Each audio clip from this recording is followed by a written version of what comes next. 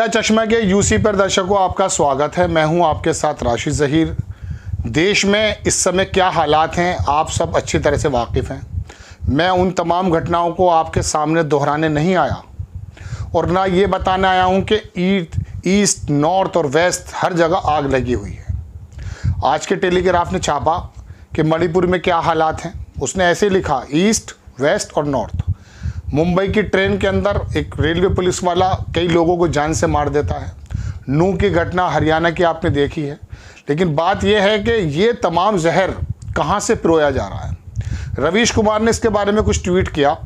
अमन चोपड़ा नाम का वो एंकर जो रात दिन जहर बोने की स्थिति में है, उस पर आवाज़ उठाई और राहुल देव एक पुराने जो पत्रकार हैं जिनके सानिध्य में इस आदमी ने काम भी किया है, उसको किस प्रकार का जवाब उसने दिया है और किस प्रकार के हालात पैदा कर दिए गए हैं। क्या इस मीडिया का, गोदी मीडिया का इस्तेमाल इसलिए हो रहा है कि वो आम लोगों को दिग्भ्रमित करके इकट्ठा करने पे मजबूर कर दे, जय श्री राम के नारे लगवाए इस इंटेंशन के साथ कि कहीं कोई झगड़ा पैदा हो जाए।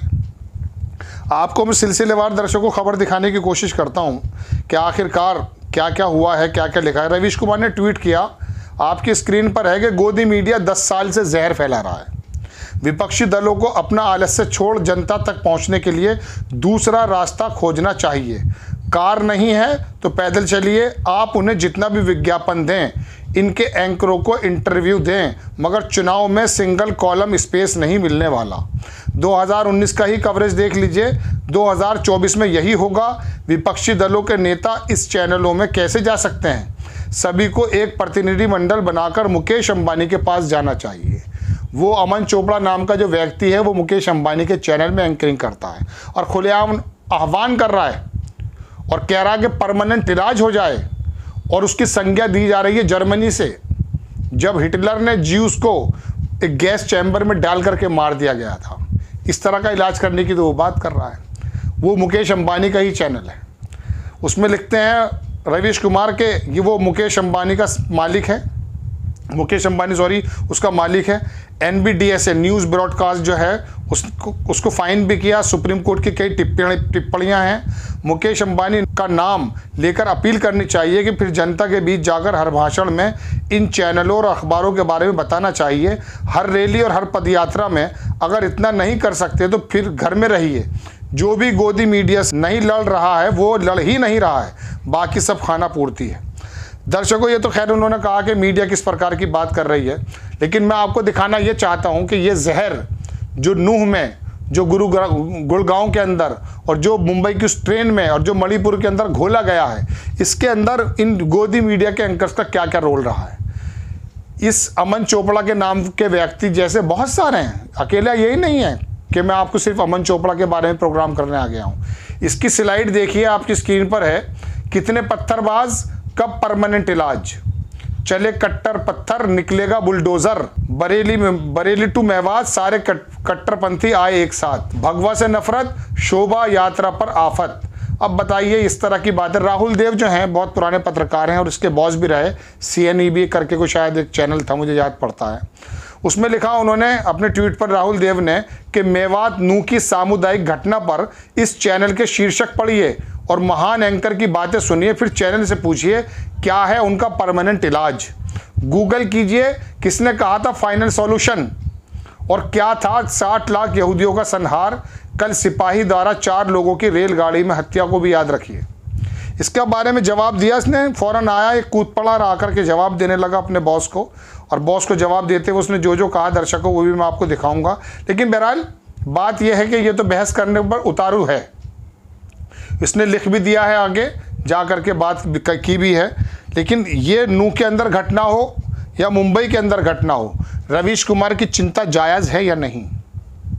वहाँ मोनू मानेसर नाम का व्यक्ति वीडियो को स्प्रेड करके सब लोगों को वहाँ जुट जाने की बात करता है और एक बजरंगी नाम का व्यक्ति आवाज़ लगाकर वीडियो लगातार कहता कि आपके जीजा आ रहे हैं। इस प्रकार की बात वो कर रहे हैं। कई साल से हालांकि रैली निकलती है, लेकिन 500-500 गाड़ियों की रैली निकलने में पिछले दिनों भी आप देख सकते हैं किस तरह के वो स्लोगन बोलते हैं। अब वहाँ से पत्थरबाजी हुई, उसके भी हम समर्थक नहीं हैं। लॉ एंड ऑर्डर को अपना काम करना चाहिए, लेकिन लॉ एंड ऑर्डर की और मीडिया की किस प्रकार की भूमिका है वो मैं आपको बताऊं कि हरियाणा के जो डिप्टी सीएम हैं दुष्यंत चौटाला, उन्होंने कहा कि वहां का लोकल एसएसपी छुट्टी पर था और जो ये यात्रा निकालने वाले मैनेजमेंट के लोग हैं इन्होंने पूरी जानकारी नहीं दी थी लोकल प्रशासन को। यानी कि गोया कि उन्होंने बताया कि इन लोगों के अंदर कितने लोग जुटने हैं, कहां कहां से लोग आने हैं, इसकी जानकारी पूरी नहीं दी और पुलिस चाक चौबंद जो होना चाहिए वो नहीं था। तो क्या इस बात को ये नहीं कहना चाहिए कि खट्टर सरकार की इसके अंदर मिली भगत थी? क्या इस बात से अंदाजा नहीं लगाना चाहिए कि खट्टर सरकार ने वहां पर लचीला रुख इख्तियार किया है? मैनेजमेंट का चूक जब दुष्यंत चौटाला बता रहे हैं, बताइए, और दूसरे शहर का एसएसपी उसको लीड कर रहा है उस जगह को। अब इस जगह के हालात में आपको बता दूं कि देश में नीति आयोग के मुताबिक तीसरे चौथे नंबर पे जो सबसे पिछड़ा शहर है देश में उसमें नूह आता है, लेकिन वहां पर भी उनके 2 लड़के मार दिए गए राजस्थान में, जुनैद नासिर और ये मोनू मानेसर वहीं का आदमी है जो फरार था। इसको पकड़ा नहीं जाता, ये जब भी आता है आकर के सोशल मीडिया पर आके अपने बयानबाजी कर देता है। अमित शाह से लेकर के छोटे छोटे नेताओं के साथ इसके फोटो हैं और हंगामा करता है। तो क्या वहां पर हरियाणा सरकार की जिम्मेदारी नहीं बनती? क्या इसका मतलब ये नहीं होता कि ये स्टेट स्पॉन्सर्ड किसी प्रकार की कोई कॉन्स्पिरेंसी है? दर्शकों, बात यह कि रवीश कुमार के ये डर, ये आशंका बिल्कुल जायज़ है कि इस तरह के मीडिया के जो एंकर्स हैं वो भी जहर फैला रहे हैं और सरकार की इन लोगों को किसी प्रकार की कोई मिली भगत भी हो सकती है। ये नूह का जो झगड़ा है ये कब में गुड़गांव पहुंच गया मालूम नहीं पड़ पाया, कब में आगे को चले जाए ये भी नहीं मालूम पड़ पाएगा। अब ये पूरे देश के अंदर जो ये तमाम अलग अलग जगहों पर हंगामा होते हैं, किसने कहा था उस पुलिस वाले से रेलवे के कि आप जा करके ढूंढ करके मुसलमानों को मार दीजिए? बताइए। ये गोदी मीडिया और ये माहौल, ये जो राजनीतिक पार्टियां हैं, ये अपने किसी न किसी तरीके के स्वार्थ को पाने की खातिर इसी तरह की तो प्रोपेगेंडा करते हैं कि ये आम लोग, जो अनपढ़ लोग हैं, जो जाहिल लोग हैं, जो बेरोजगार लोग हैं, वो इनकी बातों में आ जाते हैं। तो दर्शकों, बात यह है कि ये जहर जो बोया जा रहा है ये वो पुराने ज़माना नहीं है। अब जो डिजिटल इंडिया की बात कर लीजिए आप, डिजिटल इंडिया याद आ जाता है, इंटरनेट का ज़माना है। बात चल ये रही है कि पहले कभी किसी ज़माने में मुरादाबाद में अगर झगड़ा होता था, भागलपुर में अगर होता था, मेरठ में अगर होता था, मुंबई के उसमें औरंगाबाद में अगर, वो दूसरी जगह नहीं फैलता था। लेकिन अब चूंकि इंटरनेट का ज़माना है, दुनिया जानती है कि एक पर्टिकुलर समाज को अगर दबाने की कोशिश की जा रही है तो क्या ऐसा नहीं है कि दूसरी जगह भी झगड़ा ना हो? अब तो किसी भी जगह ऐसा हो सकता है कि एक समूह इकट्ठा होकर के आएगा, कहीं भी आग लगा देगा। गुड़गांव में ऐसा ही हुआ है, 70 दुकानें फूंक दी गई हैं।